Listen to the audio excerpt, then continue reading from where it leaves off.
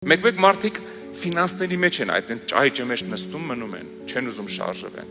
Իրանց դուրն եկել է այս կոմֆորտը, կամաց եկեղեցի էլ չի գալի էլ, արդեն իր կրուգն է ուրիշ, իր անգերներն են ուրիշ, արդեն իր հարուստ ընկերների մոտ ամոթ ա, որ ինքը ասի եկեղեցուց է, մեկ էլ բանկրոտություն է գալի։ Խի է եկել, ոնց որ տես ինչ եղավ։ Եկել է բզում է, որ շարժվես տեղից, այդ Աստծուն ոչ թե հարուստ մեղավորներ են պետք, Աստծուն սրբեր են պետք։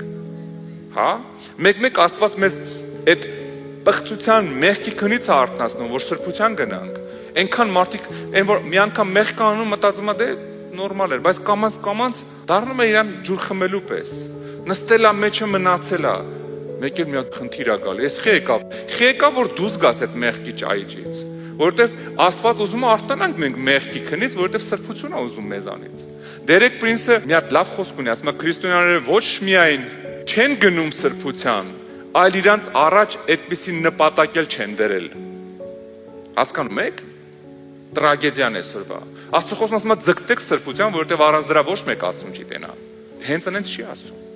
Բայց ասում է քրիստոնյաները ոչ միայն չեն գնում, սկի նպատակել չեն դրել։ Նպատակ դնում են կարելի է տուն առնել, կարելի է ամուսնանալ, կարելի է լավ վերջայրոտ առնել, կարելի է լավ էս անել, լավ հեռախոս ունենալ։ Ինչ նպատակ ասես դնում են։ Բայց նպատակ դնում են արդյոք, որ